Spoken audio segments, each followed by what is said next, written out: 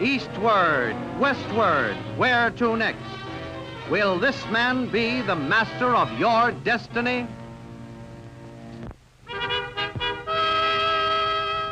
Adolf Hitler was born 51 years ago in Austria. Near the German frontier. He is still very young when his father died. In early life, he is sickly. But by the time he goes to school, he's sturdy enough, just like any other schoolboy. Who could imagine that young Adolf at 7 Would have developed into this 25 years later. At the age of 19, without waiting to get his diploma, he leaves school and takes the entrance examination for the Academy of Painting in Vienna. he failed? He returns home to find his mother seriously ill. Death soon takes her. Adolf Hitler is left alone, friendless, and without means. At the age of 20, he finds himself among the pitiful army of the unemployed. He tries his hand at art again. He paints watercolors which friends try to sell for him in the cafes of Vienna. Not successfully.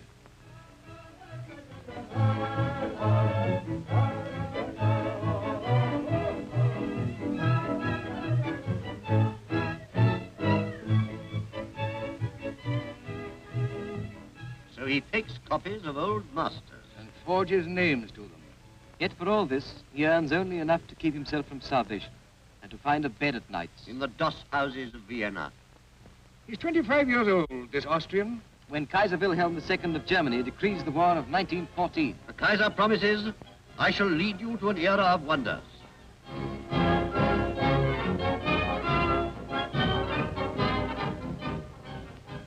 Wonders indeed. Germany invents new war horrors. First use of poison gas. Frightfulness, they called it then. Flammenwerfer by the Germans. Germany invents air raids, a nightmare legacy for all mankind.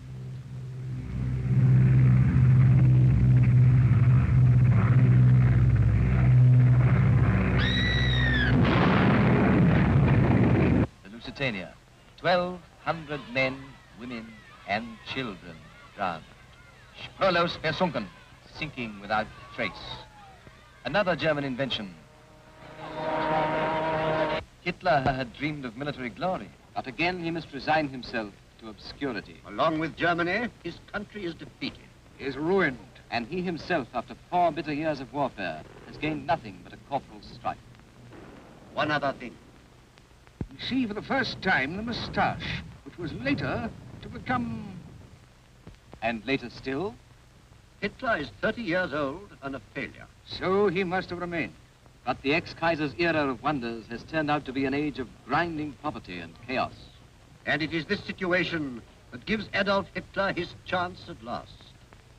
To avoid their just payments, appropriate punishment for their crime against humanity in 1914. The Germans resort to inflation. Money melts like snow. In 1920, the dollar is worth about 10 marks. In 1921, 100 marks. In 1922, 1,000 marks. In the spring of 1923, 100,000 marks. And in the same year, millions and millions of marks, until we reach the astronomical figure of 4 billion marks to the dollar. Inflation cheats the Allies, but it also brings ruin to Germany.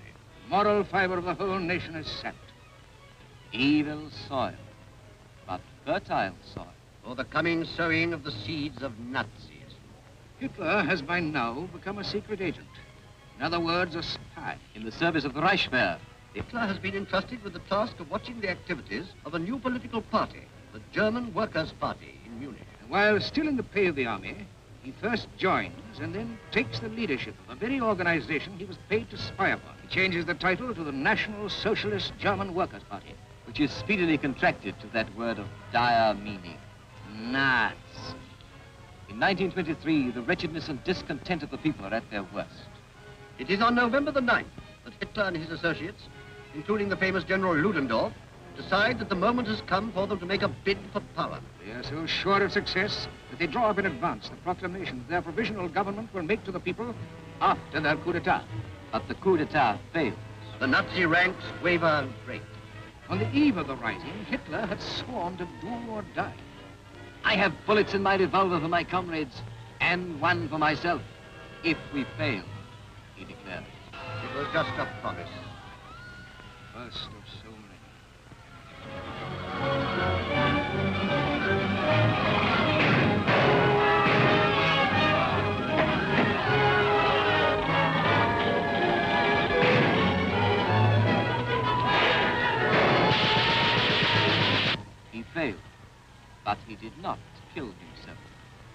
He ran away.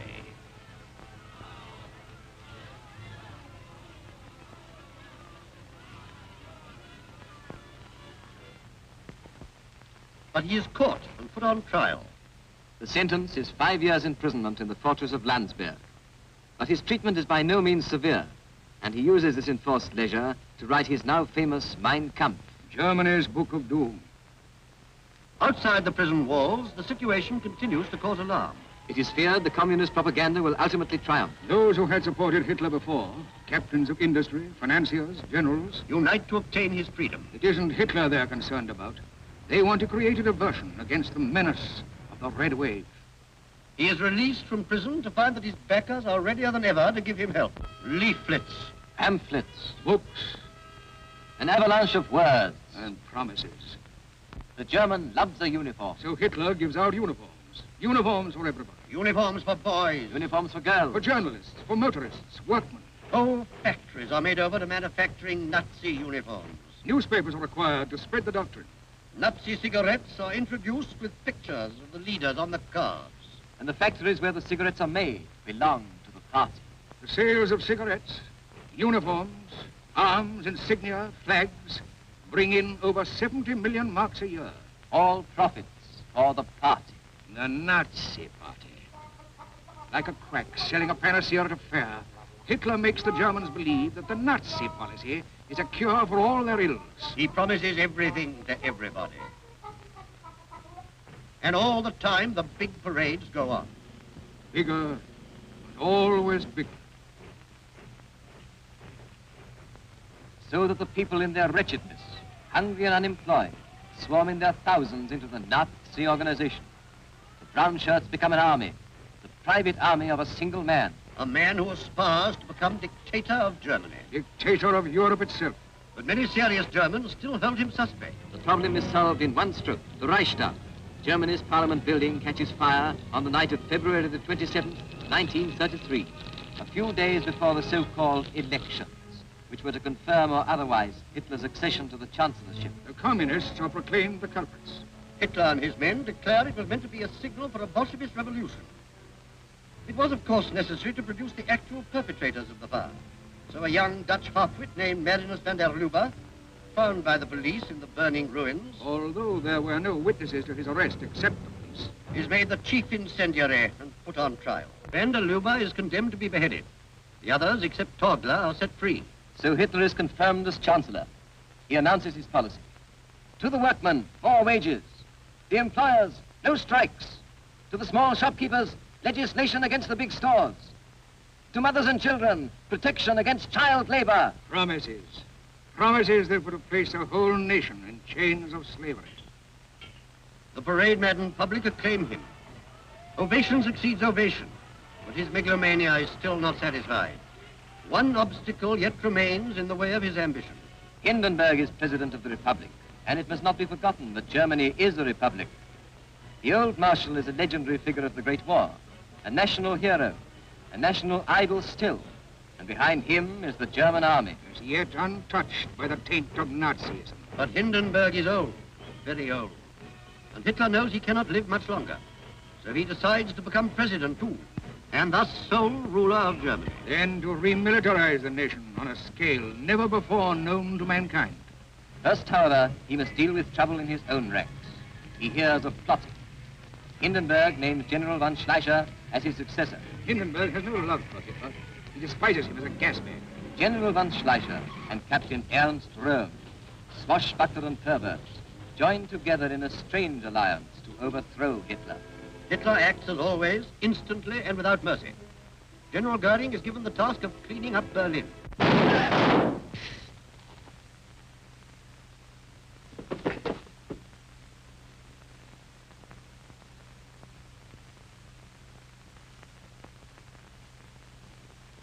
Hitler is now master of the situation. And within only a few weeks, Hindenburg has the good grace not to exhaust his rival's patience. He takes leave of life on the 2nd of August, and prolonged obsequies are ordained, culminating in the funeral at Tannenberg. The German papers that announced the president's death at the same time published the text of a law adopted the day before, While Hindenburg was still living. decreeing Hitler President and Chancellor. The same day, German troops are compelled to take a strange new oath. An oath of fidelity to Hitler personally. I swear by God this sacred oath that I will render unconditional obedience to the leader of the German Reich and people, Adolf Hitler, the Commander-in-Chief of the Armed Forces, and that I will, as a valiant soldier, at all times be ready to stake my life for this oath. And while the German people mourn the passing of the great Marshal, the Austrian upstart secured himself finally in position as head of the German state. All that remains is the election. To confirm his succession. The people must decide. A foregone conclusion under the mass attack of Goebbels' hysterical propaganda. Hitler is duly confirmed. More acclamations. More ovations. But the public expects more than this. They want the fulfillment of all those pledges. Hitler cannot deliver. But he can and does dope his dupes with growing doses of anti-Semitism.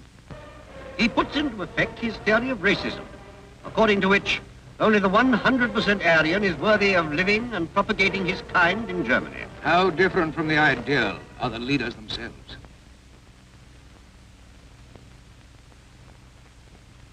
Hitler, thinking far ahead, sets out to capture the youth of Germany. But Hitler, who has made racism the foundation of National Socialism, cannot be sure that he himself is a true Aryan. His father was the natural son of a young woman named Schicklgruber, and he nearly came to bear that name himself. Could he have become the master of Germany if that had been the case? Instead of Heil Hitler, imagine the Nazi salute, accompanied by the ridiculous chant, Heil Schicklgruber! But as it happened, an old man, Johann Georg Hitler, at the age of 84, acknowledged as his son Adolf Hitler's father, the illegitimate Alois Schicklgruber, at that time 39 years old. Was old Johann Georg Hitler really the man to whom Maria Anna Schicklgruber, the farm girl, had surrendered 40 years previously? Famous men, if they are Jews, are forced to flee their country. 3 Nobel Prize winners. Einstein, James Franck. Freud. all have to go. And should the fever show signs of abating, it can readily be whipped up again. Shops are branded and then broken into, wrecked. Plunder. Any attempt at resistance is a signal for a beating. A collective fine is imposed on all the Jews in Germany, a total sum running to millions of marks.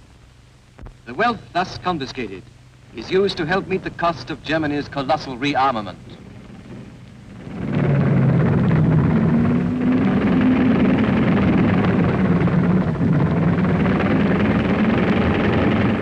Not all the money is used in this way.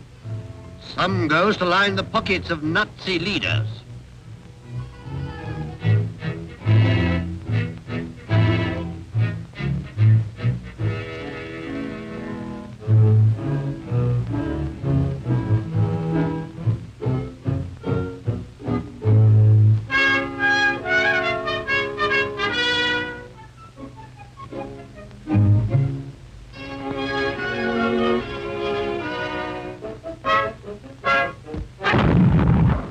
This hermit of Berchtesgaden wears strange sidelight on his complex character. Guarded by his boys, stormtroopers, he stands alone against this impressive background, face to face with the gigantic idol he has made of himself. If Hitler knows nothing of the sentiment common to mankind, it is because a single passion, all-absorbing, dominates him. He wants to be not only the greatest, the most powerful, but the only master. Even above God, whom he does not recognize, unless the clergy submits to his will. We do not want any other God but Germany itself, cries Hitler. Goebbels echoes, God manifested himself not in Jesus Christ, but in Adolf Hitler. Christ is a false prophet. He was a Jew, and Judaism is the source of all woes. All kinds of books are broadcast expounding the Nazi theory. Bolshevism, the fruit of Christianity. The fall of the gods. The Pope wants war. Catholic priests and Protestant clergymen including the martyred Niemöller, are attacked or imprisoned when they resist the imposition of the Nazi theory upon their religion. Greater than the cross in Germany is the hooked cross. Hitler's power, symbolized by this cross, must be imposed everywhere, on everyone. And it even descends, this cult of Hitler, from a certain grandeur to the completely ridiculous. Heil Hitler! Heil Hitler! Heil Hitler! Heil Hitler! Heil Hitler! Heil Hitler! And so the people howl, and they fly the flags. Obedience and discipline.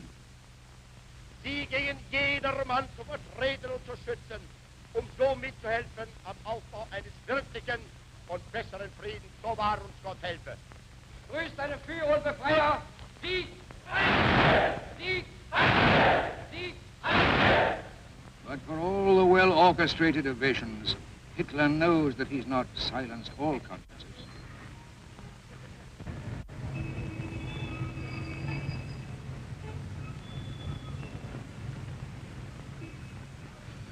There are still those who would like to reach behind this living wall of machine-made enthusiasm. The only news that they get in their newspapers is Nazi news. And it is forbidden to listen in to foreign radio. The Nazis try to create a Germany of just one opinion, one point of view. The human mind in quarantine.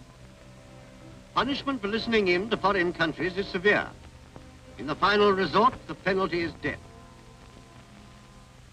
German newspapers themselves have announced sentences for this crime of penal servitude ranging from 3.5 to 5 years. The crime of wanting to hear the truth.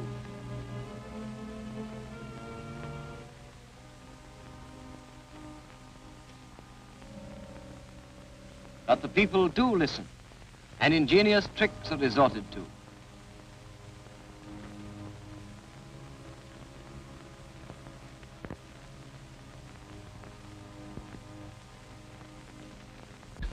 More parade.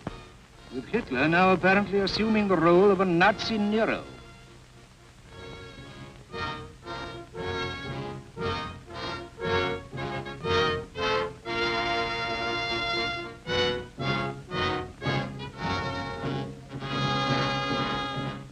He maintains his torrent of oratory. Dass Sie an diesem 29. Ihre Pflicht erfüllen, sollen unseres Volkes und seiner Zukunft liegen. Denn wir sind vergänglich, aber Deutschland wird bestehen.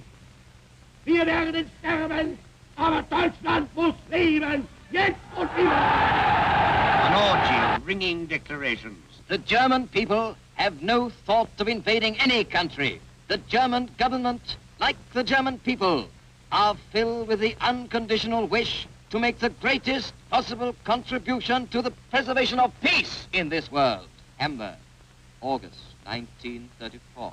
10 months later, Germany announced conscription. We want to be a peace-loving element among the nation. We cannot repeat that often enough.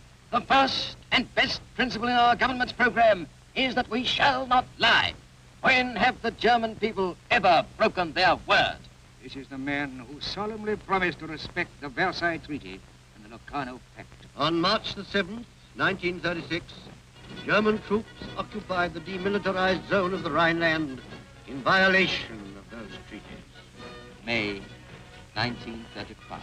Germany neither intends nor wishes to interfere in the international affairs of Austria, to annex Austria, or to conclude an Anschluss. 5 months later, the Germans instigate riots in Vienna. And on July the 25th, they decide upon the murder of Chancellor Dollfuss, who opposes the Anschluss. The Nazis masquerade in the uniforms of the regular Austrian army, seize the broadcasting station, and announce falsely that the Dollfuss ministry has resigned and that Grintelin, a pro-Hitler Austrian minister, has taken his place. Meantime, other Nazis have invaded the Chancellery and shot down Dollfuss. He is carried into an office and placed on a settee. And for nearly 4 hours, he lies bleeding to death, deprived of any help whatsoever. Dollfuss dies without yield. The Nazi attempt fails. Austria remains Austria. For the time being. An immense throng attends the state funeral of the little Chancellor, and Cardinal Initza, Archbishop of Vienna, declares, "He endured the death throes of our Lord, surrounded by enemies." The pace of events intensifies. After the Austrian, the Sudetenland crisis. war seems inevitable.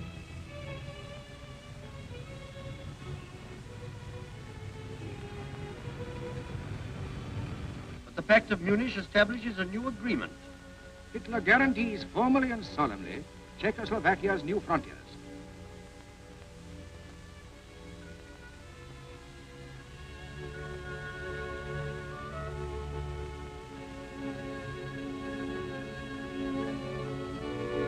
Czechoslovakia, faithful to her undertaking, relinquishes the Sudetenland territory to the troops of the Reich.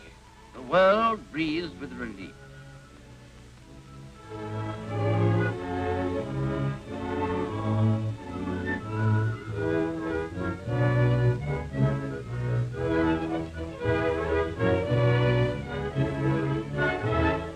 And on the 26th of September 1938, Hitler says of the Sudetenland, "This territorial claim is the last I have to make in Europe. I have assured Mr. Chamberlain, and I repeat now, that when the Sudeten problem is settled, Germany will not raise any more territorial questions in Europe."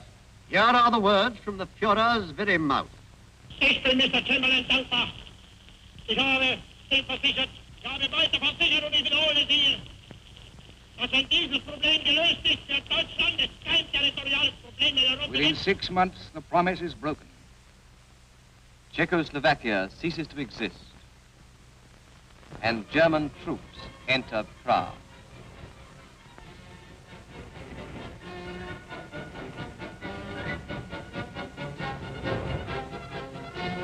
In the same month, the ogre of Berlin swallows the mere morsel of Memel, the Lithuanian port.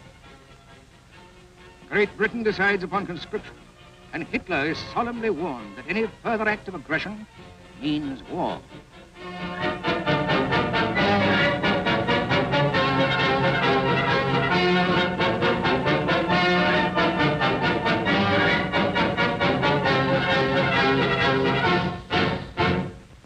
The sands are running out, and August 1939 brings the most cynical stroke of all. 4 years before, Hitler had declared, Between Germany and Russia, there is a gulf that can never be bridged.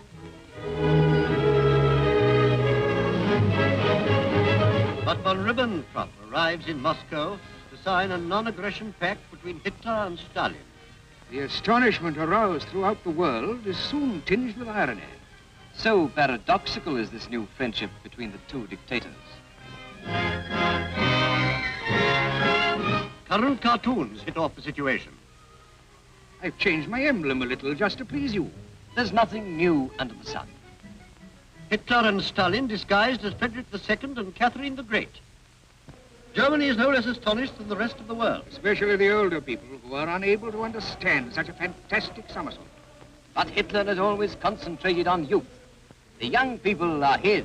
Caught up in their earliest years in the great Nazi machine. They think as Hitler wishes them to think. They will do only what Hitler wishes them to do. What a crime! And now the final and greatest crime of all. Poland invaded. Open towns bombed. Over 350 ships mined, torpedoed, or bombed to the depths. Half of them innocent neutrals. Finland. Denmark. Norway. No people, however remote, are safe.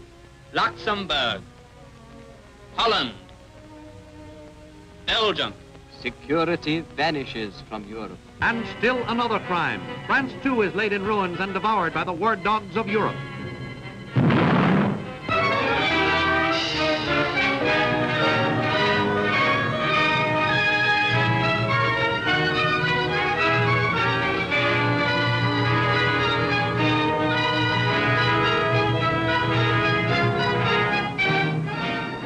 Why did Hess fly to the British Isles? Although it has not been officially admitted, the world now has reasons to believe that Hess came with a peace offer. Stop the war and join the Nazis in a joint war against the Soviet Union.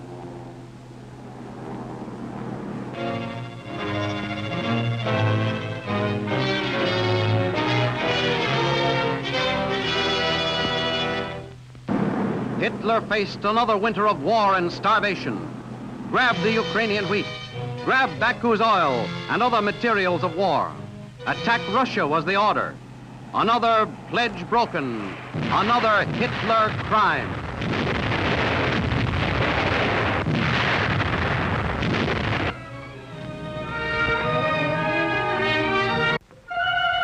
The swastika of the Nazi Party.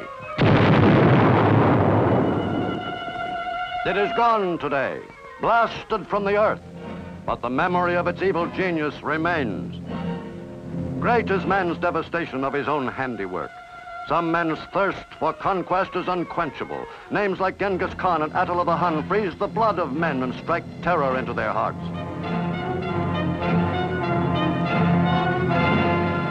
Such a name was Adolf Hitler.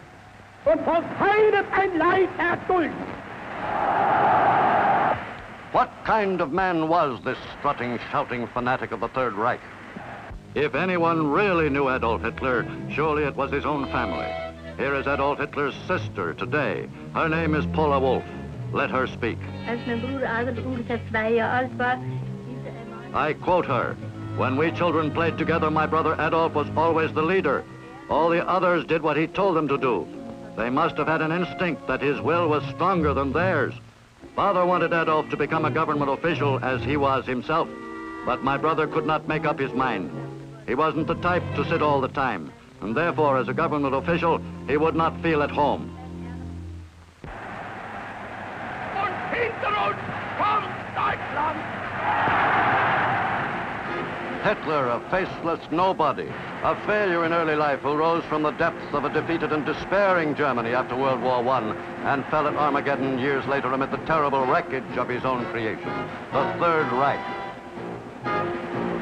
To historians, Hitler's success with the German masses stemmed from his gift of oratory, from his speeches, which had something of Wagnerian music, a foggy conglomeration of gods and heroes and blood and race.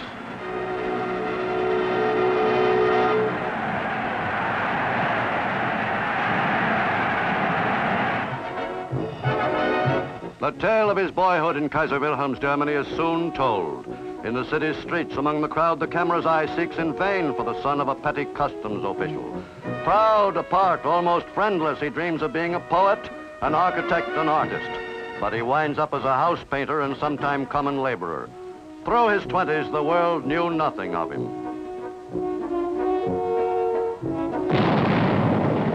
1914.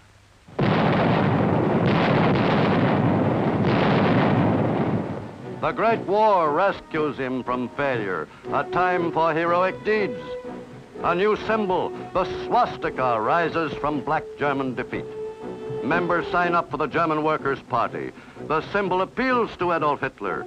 As a corporal, he had been wounded and gassed in the war, and he soon leads the bitter veterans in the dark days that follow. The parades are an integral part of this new political force, soon to become the Nationalist Socialist or Nazi Party. It is now 1920, and Hitler talks himself into the leadership of the party. 1923, Hitler and General Ludendorff lead the abortive beer hall riots in Munich. Hitler goes to prison, and the fanatic Dr. Goebbels takes over the party. From headquarters in Munich, Goebbels screams, "We build the Third Reich on propaganda." While the parades go on, Hitler sits in Landsberg prison and writes Mein Kampf, the Bible of the Nazi movement, the answer to unemployment, breadlines, depression. Fight, fight. Julius Schaub, an early follower of Hitler and a fellow prisoner during Germany's days of desperation, talks now. Während unserer gemeinsamen Festungszeit in Landsberg. I quote, "While we were prisoners together at Landsberg, Adolf Hitler spent the mornings working on his book, Mein Kampf. In the evening after supper, when we came together, he used to read us several chapters from his book. There were discussions. The main participants in these discussions were Hess, Griebel, and Dr. Weber. For us young people, it was a training school, if I may say so, because at that time we hadn't realized just what Adolf Hitler was planning to do. Out of prison and now a hero, a happy Hitler resumes control of the party. The fascist salute, borrowed from Mussolini, becomes part of the ritual, along with the banners and the rallies. Other close ties with the Italian fascists are built. Hitler and Rudolf Hess greet Mussolini in Munich, perhaps seeking to learn the way to seize power. The anti-Semite fanatic Julius Streicher is there, and the groundwork is laid for cooperation between the fascists and the Nazis before Mussolini returned to Rome. Behind the pattern of demonstrations, parades, inflammatory speeches, and rituals lies a diabolical purpose. Hitler says in Mein Kampf, man is a fighting animal. A nation, being a community of fighters, is a fighting unit. Any living organism which ceases to fight is doomed to destruction. The present government is weak. Therefore, true Germans must fight this government, conceived in shame and perpetuated in weakness. In speech after speech, Hitler screams his dogma at the German people. Nazi meetings begin to look more like military maneuvers than political rallies. 1928. Hitler has 12 seats in the German Reichstag. By 1930, the world depression is strangling Germany. Hitler now has an ally. Rioting and disorders play into the hands of the Nazis. And by 1932, they hold 230 seats. Violence and intimidation become part of the pattern. Their newspapers, filled with inflammatory propaganda, carry the message. 1932, Hindenburg defeats Hitler for the presidency by a slim margin, the beginning of the end for him.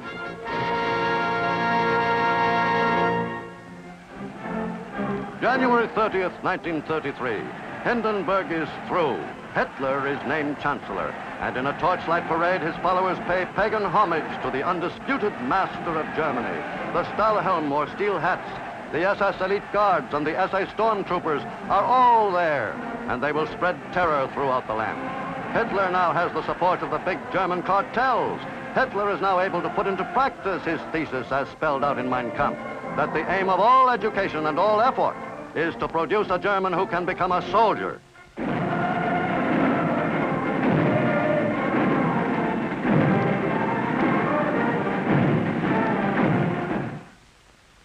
The Nazi Party can now start organized persecution of those Hitler has declared enemies of the state. Attention, Jews, the sign reads. The Nazi Party's chosen goons will carry out their orders with a will. They swoop down on their victims.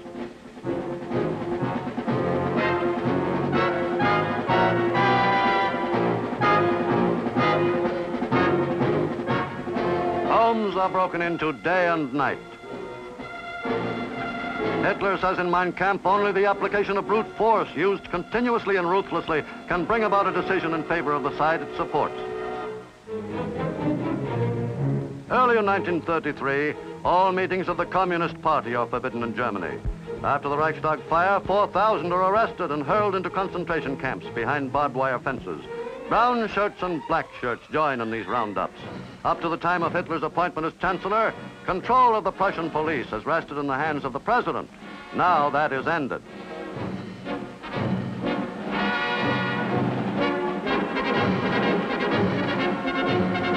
The Prussian police are commanded by Hermann Goering, whose beer barrel shape contrasts with the lean, hard bodies of the men under his command.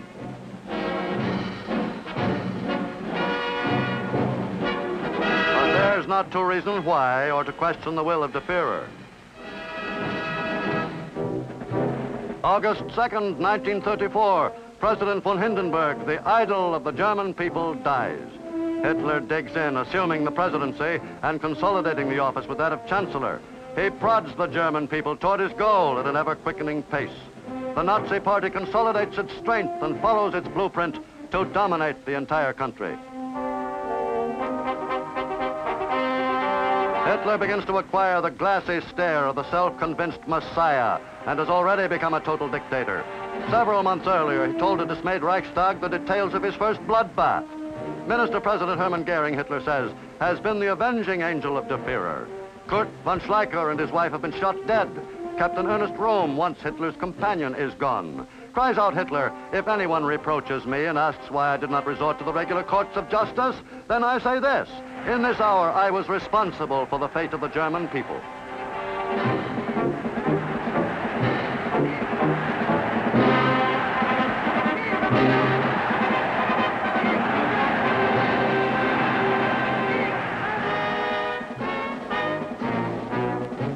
large standing army is forbidden by the Versailles Treaty. But for a long time, the Nazis have managed to circumvent this. Since 1925, they have had an organization known as the Reichswehr, under Baldur von Schirach, the youth organizer. There is a cadet corps and a phony labor corps. Every village, every town, every city adds to the roster of young men trained to serve as soldiers of the Reich. These labor battalions are pledged to serve Hitler in these words: never in the trenches, never surrounded by bursting bombs, but we are soldiers of the Reich. At first, these men drill with shovels, and Germany has more hunting clubs than game, a cover for other military organizations. Gradually, the world begins to see through this massive subterfuge.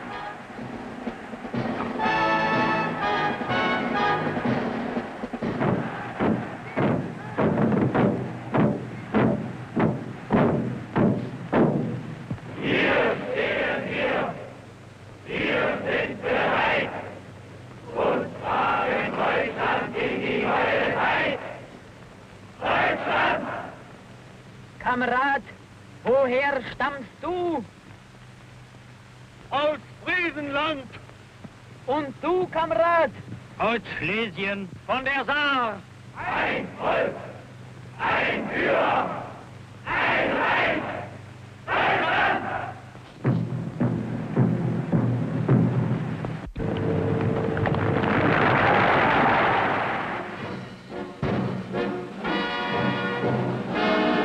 Increasingly bolder with each passing day, the conspirators against world peace soon are strong enough to forget the false labor battalions and the phony shovels. Armed with real guns and striding along in new uniforms, they are a finished fighting force.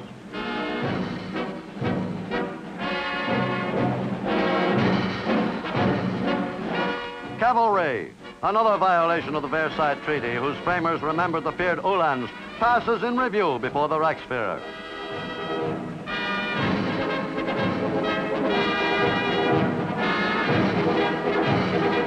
Panzer cars begin to appear. As time passes, the goal, world conquest, seems closer.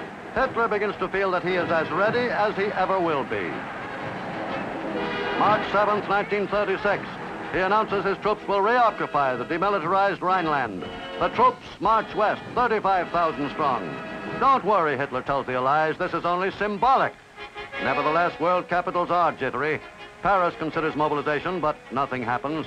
Britain is too preoccupied with her economic problems. Hitler's bold revival of German militarism, the reappearance of the German eagle, the dedication of the Nazi Party, all these signs fail to arouse action. America, with prosperity returned, is indifferent.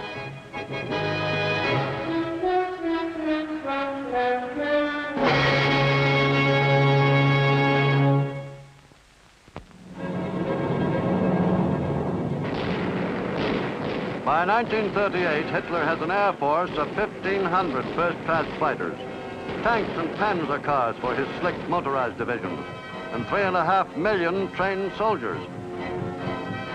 March 11th, 1938, Der Führer makes his first move across traditional German borders. He invades Austria, and within 2 days, a puppet Austrian chancellor proclaims the unification of the two countries. Another diplomatic card in Hitler's hand, the revived German Navy, a nightmare to Britain with her exposed sea lanes. She, France, and Italy sign the infamous Munich Pact. September 1938. By the following March, Hitler gobbles up the remainder of a prostrate Czechoslovakia. The great Skoda munitions works is added to the Nazi arsenal. More weapons for De Führer's conquests. The Munich Pact becomes a symbol of appeasement, and the world wonders where the next strike will be. And now Russia begins to show an active concern. No bridegroom could be happier than Adolf Hitler, who is keeping his rendezvous with destiny. In 6 short years since he became Chancellor, the German eagle again has the world trembling. Facing France, the Siegfried defense line bristles with tank traps and guns. But Hitler's move will not be there, but to the east. Yes, Poland is the next target. As Germany and Italy sign a military pact, the German divisions are sent to the Polish border and begin maneuvers. The world, hoping for Russian intervention, is shocked when Hitler and Stalin sign a friendship pact. It is not long before the maneuvers are recognized by the world for what they are, preparation for another Hitler invasion.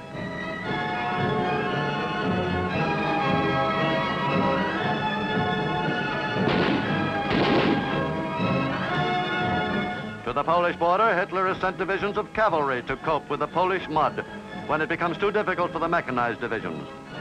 Everything goes according to plan. Out of the youth groups have come divisions of hardened soldiers ready to die for the fatherland. Out of the young groups of athletes who practice jumping come the tough paratroopers ready to strike with lightning speed. From the glider clubs, supposedly sports clubs, come the trained pilots to man the Messerschmitts.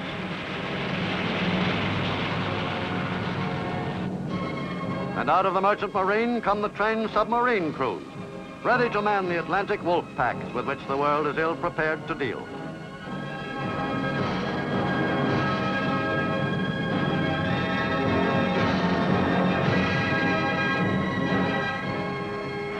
Yes, the youth groups are serving their purpose in the Nazi master plan. September 1st, 1939. Germany's radio stations crackle out the warnings, "Stand by, something big." Inside one heavily guarded studio, the Minister of Propaganda, Joseph Goebbels, speaks. The news is world-shaking. Germany has invaded Poland. Within 2 days, France and Britain have in turn declared war upon Germany. From the balcony of the Reich Chancellery, Adolf Hitler speaks to the people. Let us do duty. He is shocked and furious that the Allies have come to the aid of Poland. There is fighting in the streets of Danzig, desperate fighting all over Poland.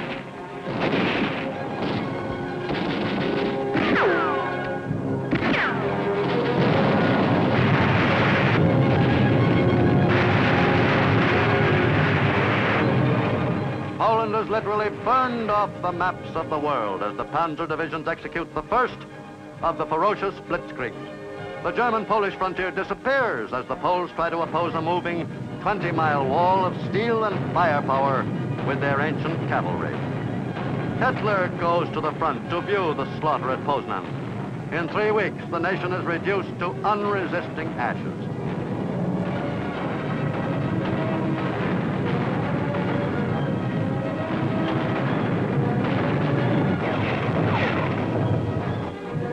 Britain and France had decided to come to the aid of the stricken country, but there is little they can do.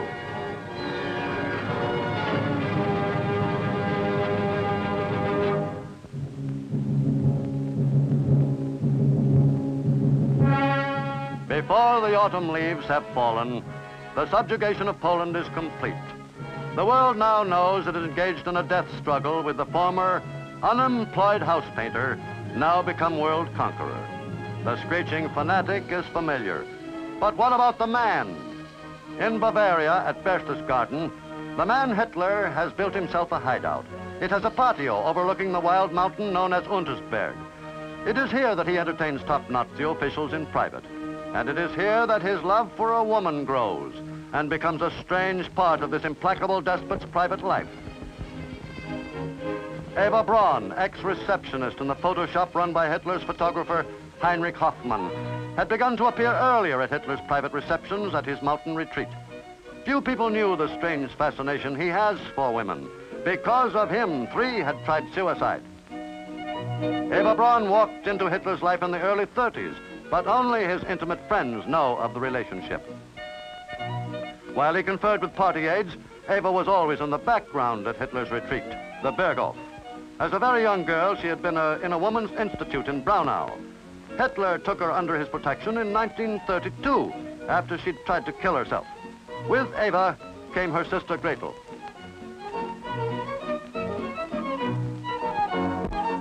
In this beautiful setting, the Polish massacre and the coming war with the Allies seemed remote indeed. A cocktail party atmosphere prevails a great deal of the time. Minor party officials whose names are lost to history are there chatting with the Führer, as Eva and her sister and friends provide almost comic relief. And looking at her, one might be inclined almost to pity her. Poor girl, scarcely more than a child, and flattered by the attention of the ruler of her country, she can hardly be expected to act differently. She came from the same humble background as Hitler himself, a possible explanation of his preference for her. The wife of the Führer's adjutant, Frau Schaub, sheds a new light on the love life of Germany's master. There was, after all, Hitler the ladies' man.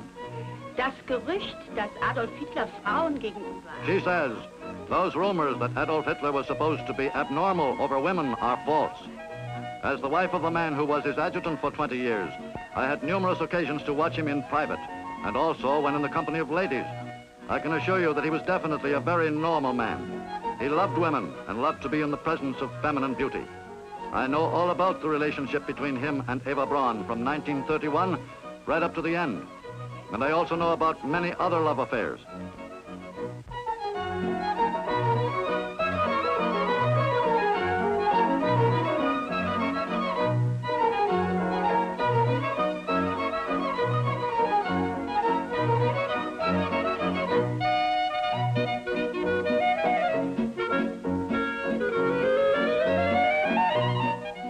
Eva first was seen with Hitler in his house in Munich, and then at the Berchtesgaden hideout when that was built. She is seldom photographed with Hitler. She is rarely alone at the Berghof. In addition to Sister Gretel, she has many of her friends who help to provide light-hearted diversion, as a balance perhaps for the more serious matters under consideration. They are joined by the wives of Hitler's visitors among the party members. Eva herself enjoys the picture-taking sequences. Perhaps it is the camera that causes the playful mood. Perhaps it is an escape from the frightening decisions being made at these meetings. From top to toe, Eva makes an attractive picture of medium height, blue eyes, round face, framed in darkish blonde hair.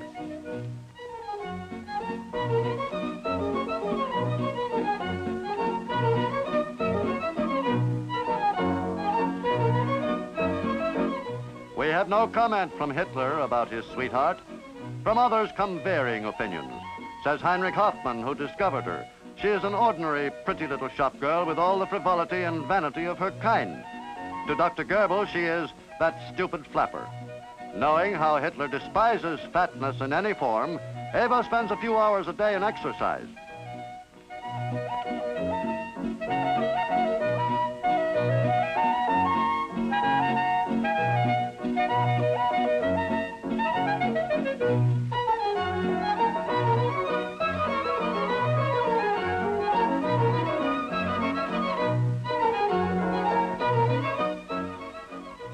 Of course, Hitler, whose waking hours are taken up with 1,000 duties and obligations, is hardly able to pay her the attention a girl of her years would normally expect. While some of the entries in her diary tell of Hitler's anger and of his neglect and her own mortal unhappiness, she also writes with pride that she is the mistress of Germany's and the world's greatest man. Then she seems not to mind the neglect.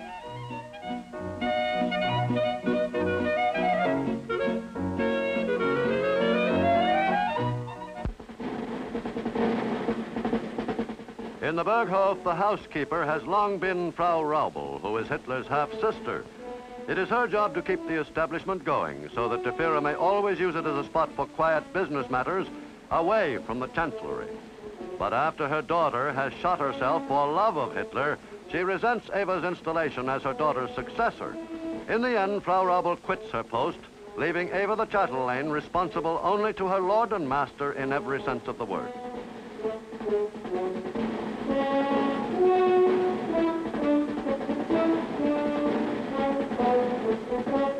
Over the years, Hitler's bodyguard, the brutal Martin Bormann, turns the Berghof into a second chancellery, which is always awaiting guests. It has seen such notable personalities as Mussolini, Count Ciano, the Duke and Duchess of Windsor, others too numerous to mention. This is a reception on the lighter side, however. The chief figure in this group is Herr Professor Goebbels, a frequent visitor to the Berghof. Adolf and Eva pose together for home movies. Then Goebbels and Eva's younger sister, Gretel. Gretel is a more fastidious girl than Eva. In time, she will marry Hitler's aide-de-camp, Hermann Fegelein, and suffer tragedy when he is shot by Bormann as a traitor to Hitler. Hitler's most intimate advisors say they don't know at what point the frivolous Eva becomes his mistress. As the wildfire of the war spreads, Hitler more frequently seeks the companionship of Eva.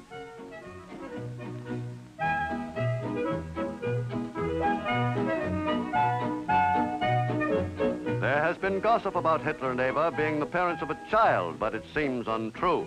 This baby is probably the daughter of one of her girlfriends.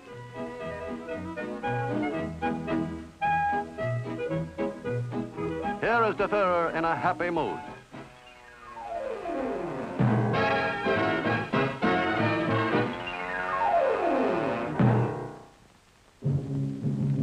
It is hard to imagine now that a great war is raging.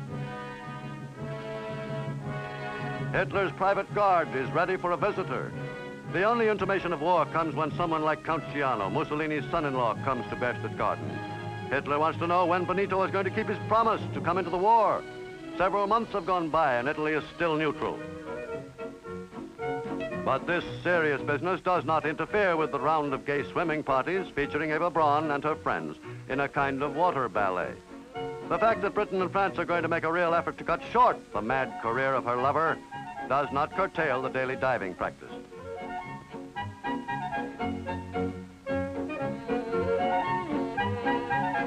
The picnic lunches featuring Das Gut Lager beer.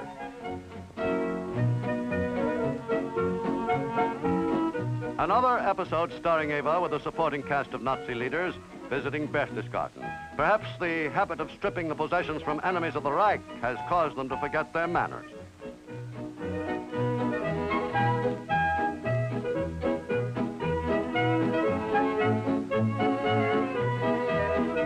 The girls at the Berghof are always willing to provide amusement. These lakeside frolics are some relief from the other business of the Berghof, the planning of world conquest.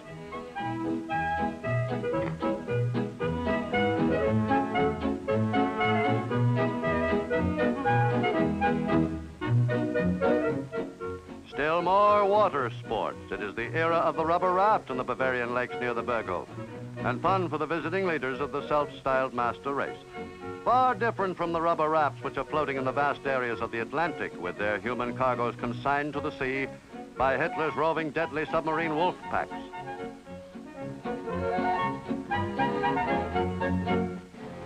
A graphic report for Der Führer, enemy dead, and the plans for further conquest. It is now spring again, April 9th in 1940, and the Nazi planes are in another sky. After a brief show of air might and the march of a few divisions, Denmark and Norway fall before the German army.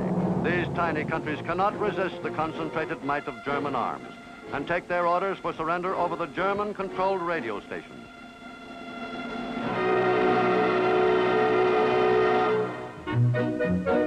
But even Hitler's attempts to remake the map of Europe brings few changes to Berchtesgaden. At Hitler's hideaway, it seems that everything is always the same. The same girls in bathing suits seated on the same blankets, the same water sports, the same carefree air. But not entirely. The beauty of a butterfly's wings are indeed fascinating, as are many things bright and gay. But a butterfly's wings are quite different from those of transport planes. And the transport planes carry a deadly cargo.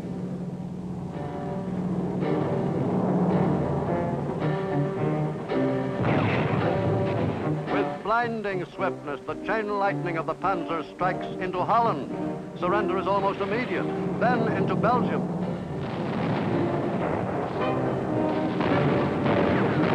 The British are rolled up at Dunkirk.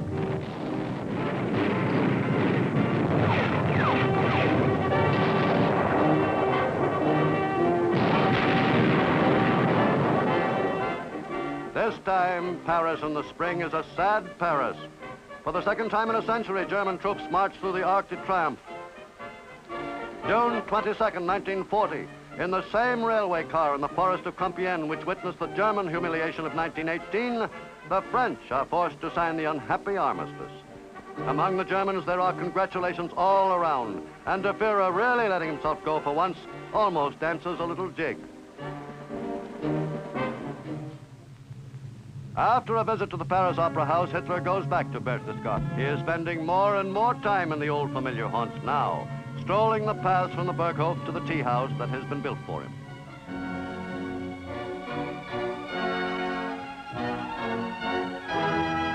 And Eva is less alone than she has been in earlier years. Under the impact of the tremendous events that rock the world, Eva is undergoing a change. She senses the role she plays in her lover's drama, and this time, with Julius Streicher as guest, she acts with more dignity.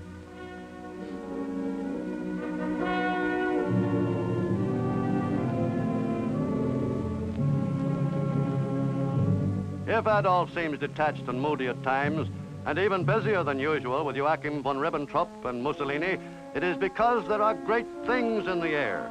Everything is pointing to a blow at England, the bases in France and Norway, the air battle over Britain.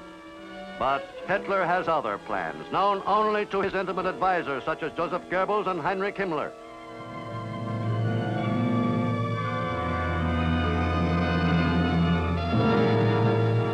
June 22nd, 1941.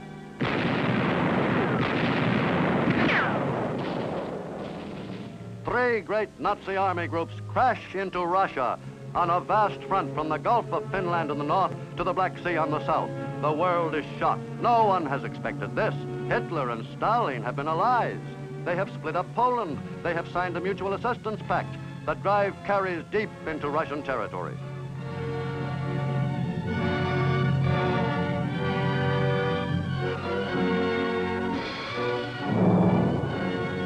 The advance is speeded because the Luftwaffe has absolute control of the air. In the Kremlin, in a slow, halting, colorless voice, Stalin calls upon his people to scorch the earth.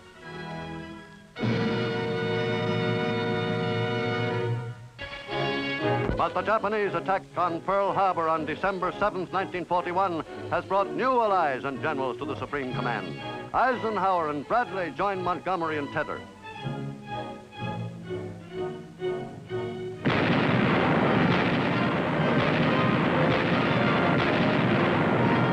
(1942). American troops invade North Africa.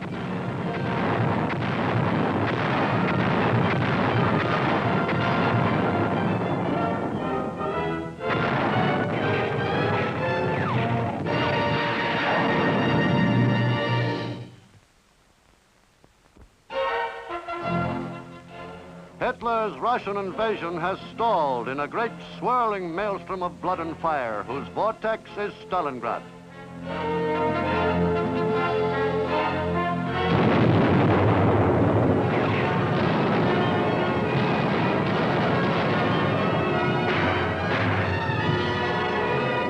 July 10th, 1943, the Allies invade Sicily. Hitler has Mussolini in for a conference. The Führer does not like the way things are going in the south.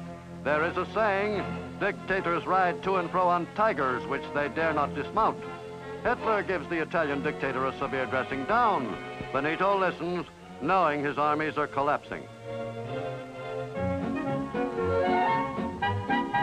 Eva is still kept in the background at the Berghof, doing her slimming exercises alone as her Führer struggles with the titanic problems of the war.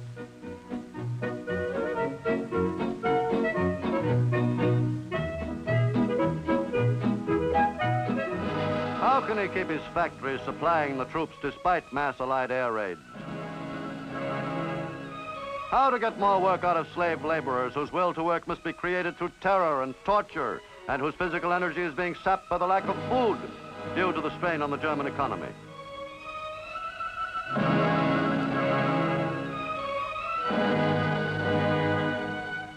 Full production can hardly be expected from starving men who must push and shove each other for the scraps left for them.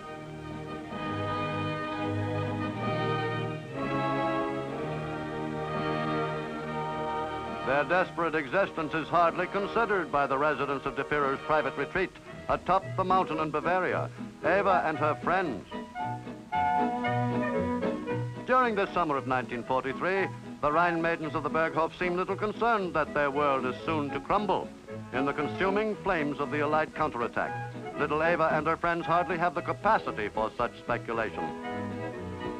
Her sister Gretel, heavier now, joins in the enjoyment at one of the crystal streams near the Berghof.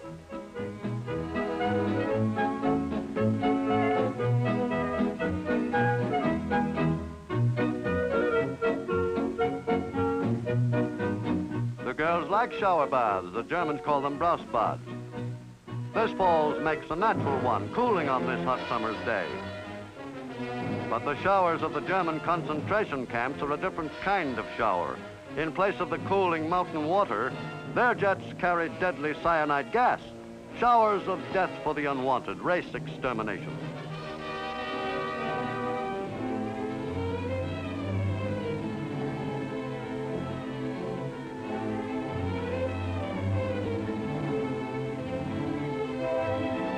Even the clothing will be salvaged.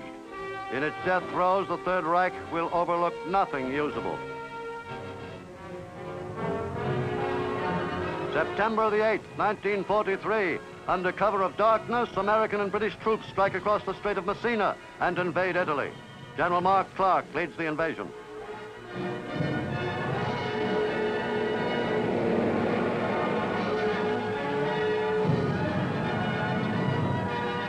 Scratch one dictator, Mussolini. German paratroopers rescue him from the prison in which he has been held in protective custody. Brought to Hitler, he thanks his savior profusely. He will live to be hung by his heels in the public square at Milan.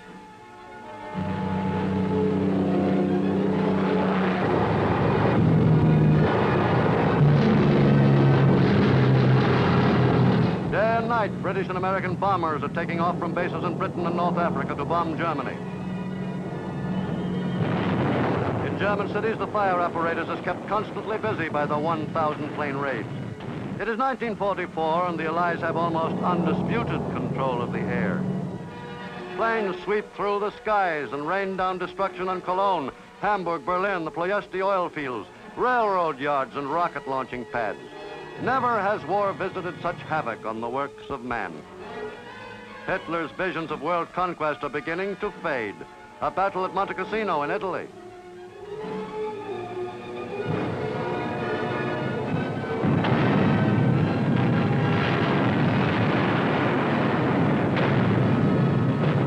Soldiers of many nations are in the bitter fight for the monastery.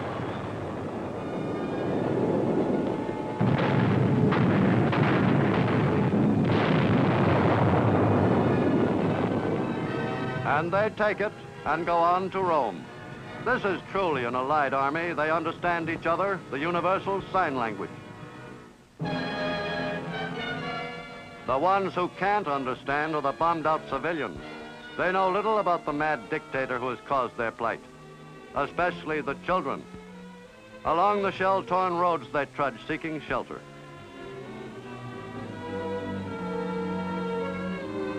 Now for one of the last glimpses of the Berghof. It's the birthday of the son of one of Eva's friends, and war or no war, a birthday deserves a celebration. But even on a birthday, problems press heavily on a dictator's mind. The ring is closing, but there must be some move, some master stroke. And then the bombings. Day and night, day and night. This is the repayment with interest for Warsaw and Rotterdam and Coventry. Yes, the little fellow gets a birthday party.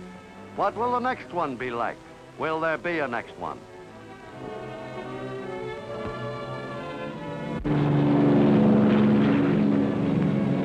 June 6, 1944. The French coast from Cherbourg to Le Havre. This is D-Day. 40 Allied divisions storm ashore. At Berghof, 2 months later, Hitler and Nazi officials hold a meeting. A desperate bomb plot has miscarried. Several die in the blast, but Hitler escapes. The only after effect is a slight limp.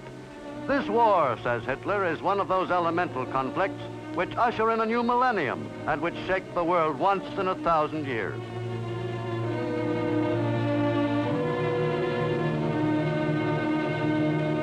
This is Schaub, who was then personal aide-de-camp. Stalingrad. He says Adolf Hitler's state of health got a lot worse because of the setbacks on the front, especially after the Battle of Stalingrad. He couldn't sleep, his nerves got worse, and he was forced to take to medicine. But I must kill all those rumors. His brain was perfectly in order, right up to his death.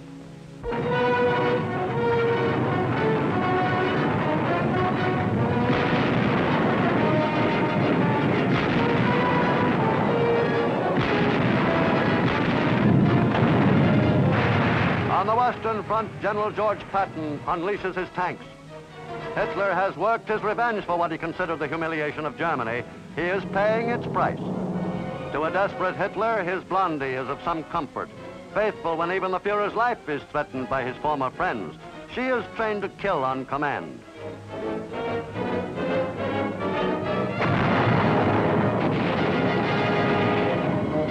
On the Russian front, things go from bad to worse. German troops are driven from Romania, Bulgaria, Yugoslavia, and Greece. The next Russian move will be into the German heartland. German troops bravely face the massive Russian attacks with the inevitable results when troops are outmanned and outgunned and hungry and cold. You never see a ghost step in the snow. Disaster follows disaster. The Allies storm across France and double their aerial assaults on Germany itself. German troops are surrendering now by the thousand. The white flags of surrender are fluttering everywhere. The GIs pull down the swastika and run up the stars and stripes.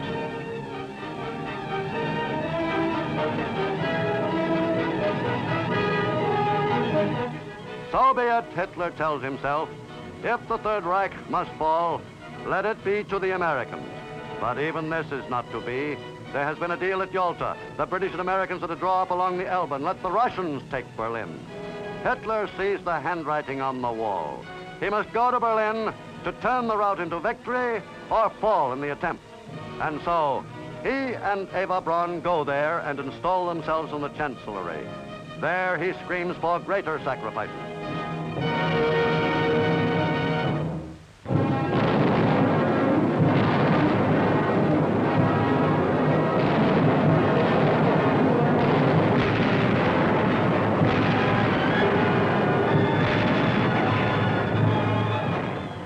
Berlin, a city in its death throes. All day and all night the guns thunder. Civilians decide to make a run for better cover.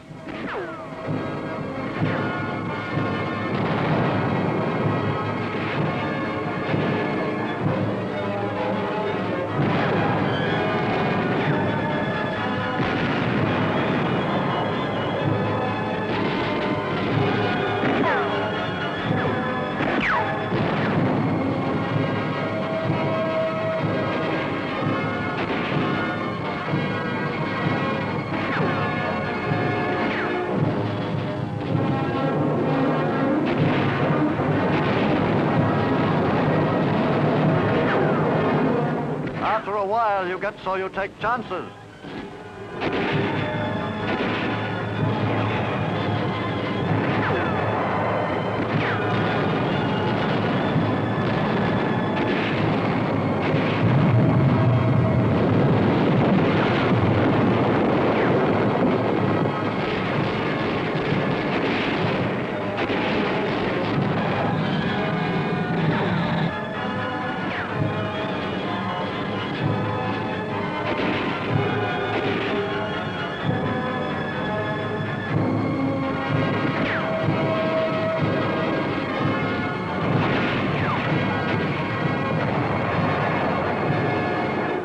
April 20th, 1945, and the Russians are mopping up in the Berlin suburbs. Hitler has called in his staff, the final meeting. Should they fly to the south, Hitler elects to stay until the end and goes to a bunker under the Chancellery with Eva. Himmler and Goering desert. The crashing gunfire is the sound of approaching doom. On April 22nd, Hitler is in a state of nervous collapse. He refuses to leave the bunker. Julius Schaub remembers the scene. He says, I entered his bedroom in the bunker with him. On the table there was a 7.5 pistol. He went up to it. I got a terrible shock. He cocked the gun. But no, it wasn't the last hour yet. He was only making sure it was loaded. A few days later, the event took place, which I thought was going to happen at that moment.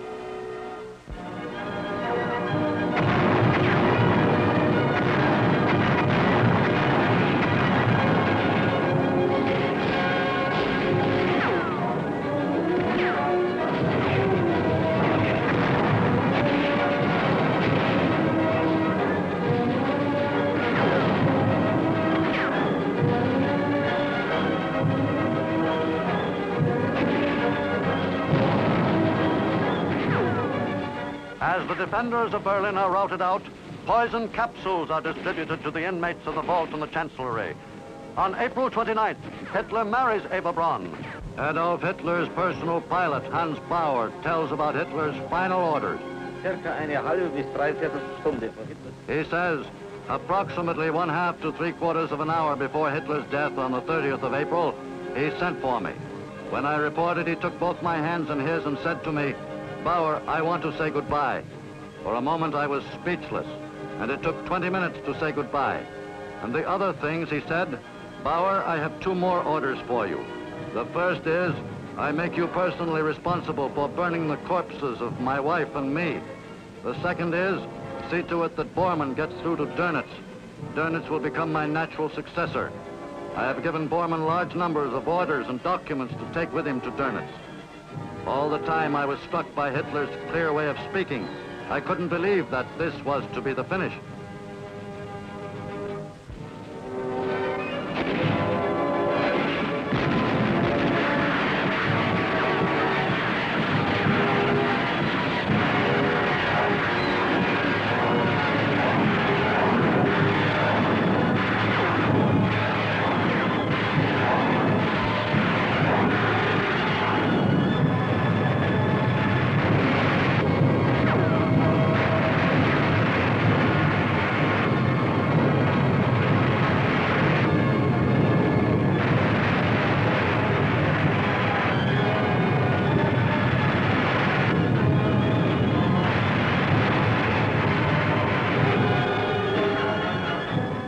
The flaming Nazi capital is taken.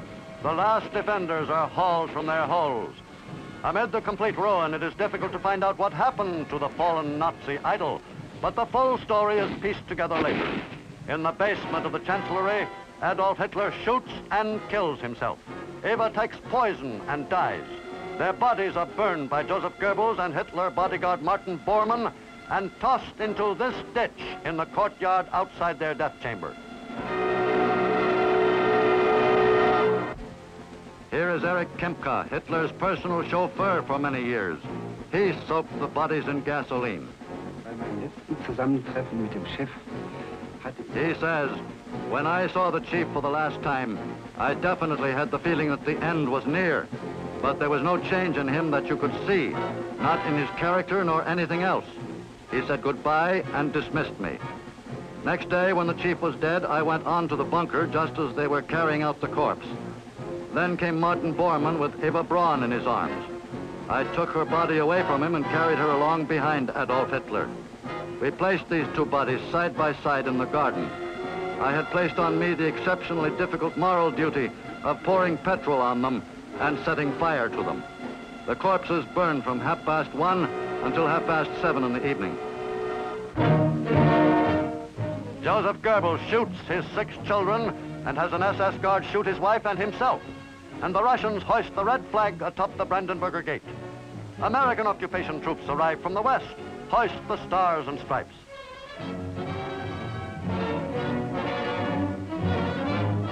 Allied leaders, including American generals and Russian generals, take over. The Third Reich dies in a last convulsive catastrophe. The guns crackle sporadically. The Russians are shooting all suspicious persons.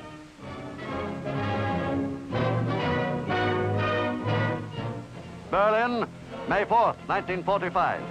A city of smoldering ruins, which, like Phoenix, must rise from the ashes of itself. Adolf Hitler has left a mark on his country, which will be remembered for 1,000 years. The 1,000 years he said his Third Reich would endure. Hitler's private mountain lair, Berchtesgaden, shares the fate of Berlin. The scene of his trysts with Eva Braun is a shambles. The actors have left the scene forever. The Nazi leaders are dead or in prison, and the female lead, Eva herself, is a rotting corpse, charred beyond recognition. And what shall we say of the principal actor, the part-time common laborer whose dream of leading his people to world conquest ran the gamut of violence, torture, concentration camps, mass death chambers, and ended in utter destruction. In death, as in life, Adolf Hitler remains the sinister symbol of tyranny, the ruthless tyrant whose mad ambition did not stop with the enslavement of his own people, but stopped only after it had unleashed upon the world the most brutal war in recorded history.